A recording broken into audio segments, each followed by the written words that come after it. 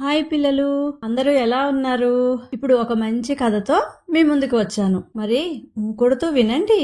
అనగా అనగా ఒక ఊరిలో ఒక రాజు ఉండేవారు. ఆయనకి 7 కొడుకులు. ఆ 7 కొడుకులు ఒక రోజు వేటకు వెళ్లి 7 చేపలను తీసుకొని వచ్చారు. ఆ 7 చేపలను ఎండలో ఎండబెట్టారు. అందులో ఒక చేప ఎండలేదు. అప్పుడు వాళ్ళు ఆ చేప దగ్గరికి వెళ్లి, చేప ఎందుకు ఎండలేదు అని అడిగితే గడ్డి కుప్ప చాటొచ్చింది అని చెప్పింది. అప్పుడు గడ్డి కుప్ప ఎందుకు చాటొచ్చావు అని అడిగితే ఆవు నన్ను తినలేదు అని చెప్పింది.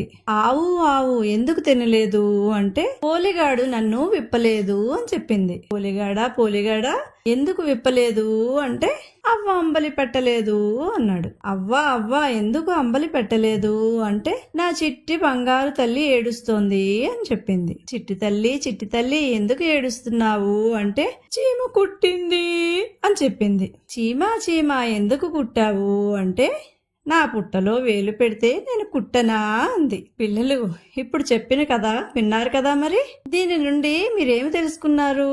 నేను చెప్పనా మరి?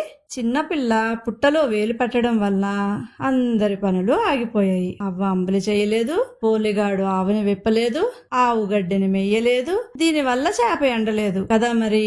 అందుకని మనకి అవసరమైన పనులు తప్ప అనవసరమైన పనులలో తలదూర్చి అందరికీ ఇబ్బందిని కలిగించకూడదు. ఇప్పుడు అర్థమైందిగా పిల్లలు? మరి ఇలాంటి ఎన్నో కథలు పాటలు వినడానికి మా సుజన భారతి ఛానల్ కి ఒక లైక్ కొట్టి సబ్స్క్రైబ్ చేసుకోండి. మళ్ళీ మంచి మంచి కథలతో కలుద్దాం. అంతవరకు సెలవు.